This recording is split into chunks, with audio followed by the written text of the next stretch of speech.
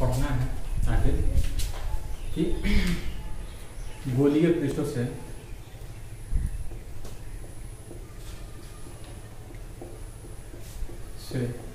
प्रकाश का परावर्तन, गोलीय पृष्ठों से प्रकाश का परावर्तन। जब ये परावर्तन करा रहे हैं तो यहाँ पर क्या लगेगा, परावर्तन का नियम भी लगेगा, नियम लगेगा ना, तभी ना परावर्तन होगा। अब परावर्तन का नियम लगेगा तो यहाँ किसकी जरूरत पड़ेगी, अभिलंब की। बताए थे जब भी परावर्तन होगा तो किसकी जरूरत पड़ेगी, अभिलंब की। अभिलंब की जरूरत पड़ेगी तो अभिलंब लाएंगे कहाँ से, अभिलंब हम जानते हैं कि समतल सतह पर इसके लंबवत खींच देंगे एक रेखा तो ये क्या मिल जाएगा, अभिलंब मिल जाएगा। लेकिन इसमें किससे करना है, गोलीय पृष्ठ से। किससे करना है, गोलीय पृष्ठ। एक गोला यदि खींचे इसका क्या होगा, एक केंद्र भी होगा, एक क्या होगा, केंद्र।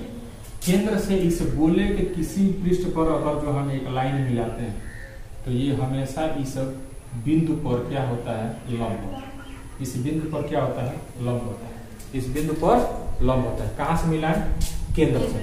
केंद्र से मिलाएंगे तो इस बिंदु पर हमेशा क्या होगा, लंब होगा। अब इतना पता चल गया कि हम लंब अब खींच सकते हैं, और लंब खींच लेंगे तो दूसरा क्या होता है, ये इसका परावर्तन का पहला नियम, आपतित किरण, परावर्तित किरण और अभिलंब तीनों एक ही तल में होंगे।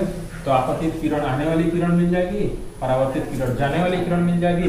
अभिलंब का पता लगा ही लिए, मतलब अब क्या कर लेना है, अब परावर्तन करा सकते हैं। दूसरा नियम क्या कह रहा है कि आपतन कोण परावर्तन कोण से क्या होगा, बराबर होगा। माने अब सब कुछ हमको क्या हो गया है, इस गोलीय पृष्ठ के बारे में पता चल गया है। तो क्या करा सकते हैं, गोलीय पृष्ठ से परावर्तन करा सकते हैं।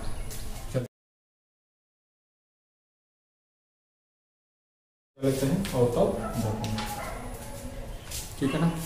अवतल दर्पण में गोलीय पृष्ठों से परावर्तन कराने से पहले थोड़ा सा हमको क्या जानना पड़ेगा कि इस दर्पण में क्या क्या होगा, अवतल दर्पण के बारे में पढ़ें, अवतल दर्पण के बारे में।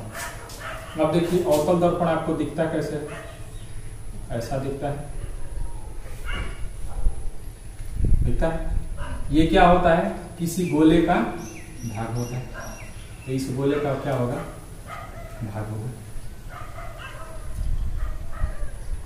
इस गोले से काट कर निकाला गया होगा और इसके क्या कर दिया गया है, उठे हुए भाग पर कलई कर दिया गया है।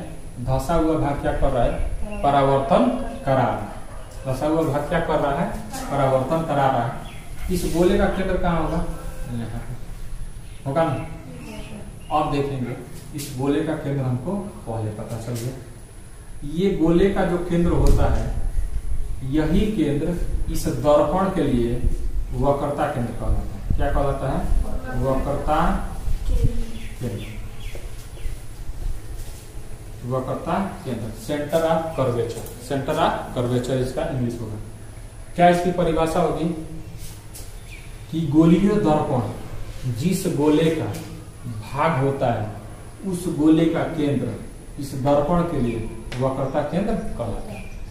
इधर अवतल दर्पण को भी देख लेते हैं।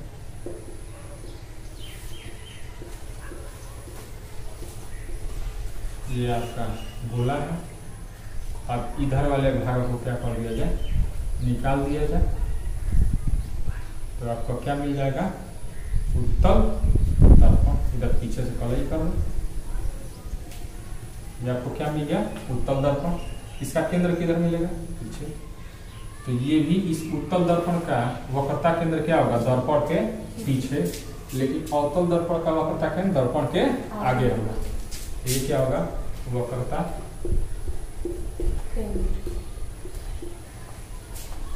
वक्रता केंद्र। दूसरा आता है ध्रुव। क्या आता है, दूसरा ध्रुव।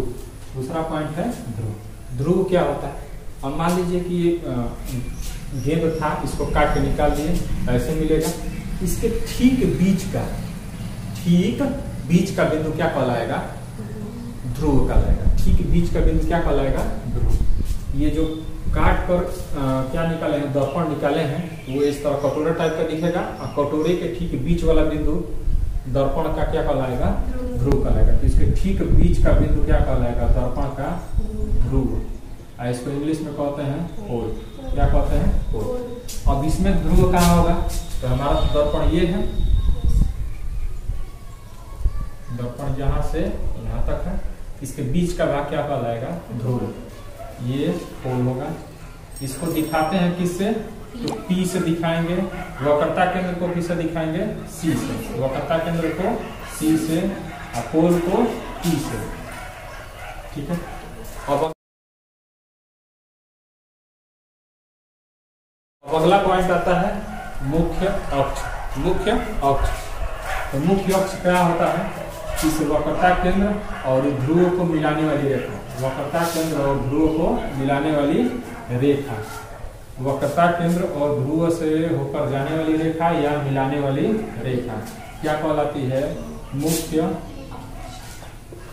अक्ष कहलाती। क्या कहलाएगी, मुख्य अक्ष। ये आपका क्या है, क्या है, मुख्य अक्ष। मुख्य अक्ष हो गया।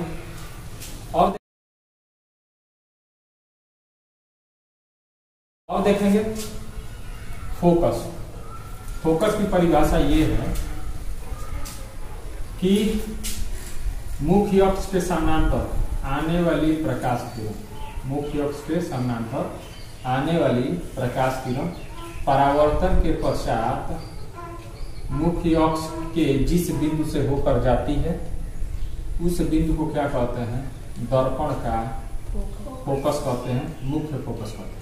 क्या कहते हैं, मुख्य फोकस कहते हैं। इसको F से प्रदर्शित करते हैं। क्या करते हैं, F से प्रदर्शित। या फिर आपको ये भी कहा जा सकता है कि दर्पण की तरफ आने वाली समानांतर किरणें, किरणें बहुवचन का जब प्रयोग किया जाएगा तो आने वाली समानांतर किरणें जिस बिंदु पर आपस में मिलती है, जिस बिंदु पर आपस में क्या होती हैं, मिलती है, परावर्तन के पश्चात जिस बिंदु पर ये आपस में मिलती हैं उस बिंदु को क्या कहा जाता है, मुख्य फोकस कहा जाता है। इधर भी मुख्य अक्ष के समानांतर आने वाली प्रकाश किरणें परावर्तन के पश्चात, परावर्तन करा देंगे, ये इधर जाएगी। अभी इसके बारे में पढ़ा जाएगा कि कौन किधर जाएगी, कैसे होगी। ठीक है ना, यहाँ पर पीछे जाएगी। अब देखते हैं ये क्या होगा, ये दर्पण के भीतर जाएगा नहीं। यहाँ से ये भी प्रकाश किरणें समानांतर आएगी, ये भी टकरा कर दूर हट जाएंगे। ये कभी किरणें दोनों आपस में परावर्तन के पश्चात काटेंगे नहीं काटेंगे, लेकिन लगेगा कि पीछे कहीं मिलकर क्या हो रही होंगी, आ रही होंगी, मिलकर आ रही। तो इसमें ये फोकस हो जाता है। उत्तल दर्पण में क्या मिलता है, दर्पण के पीछे फोकस मिलता है, जबकि अवतल दर्पण में क्या फोकस मिलता है, दर्पण के सामने फोकस मिलता है। क्या मिलता है, सामने फोकस मिलता है। बात समझ में आया।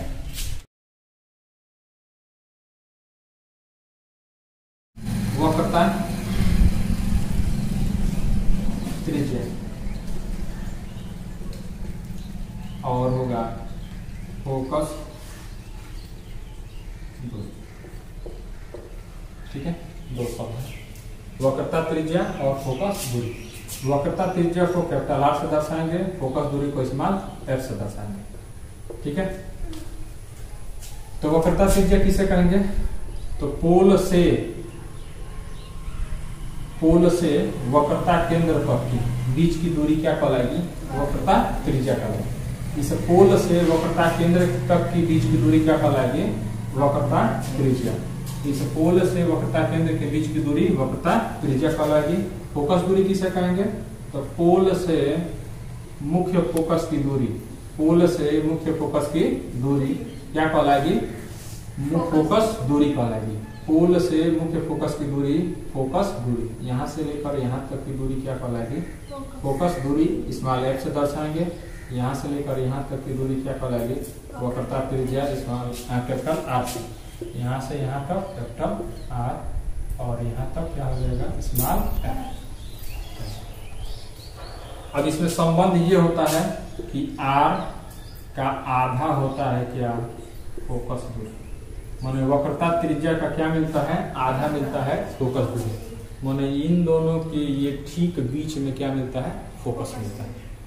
पोल और वक्रता केंद्र के बीच क्या होता है, फोकस होता है, ठीक बीच में होता है। माने ये इन दोनों को क्या करता है, दो भाग में डिवाइड कर देता है, दोनों भाग क्या होते हैं, बराबर।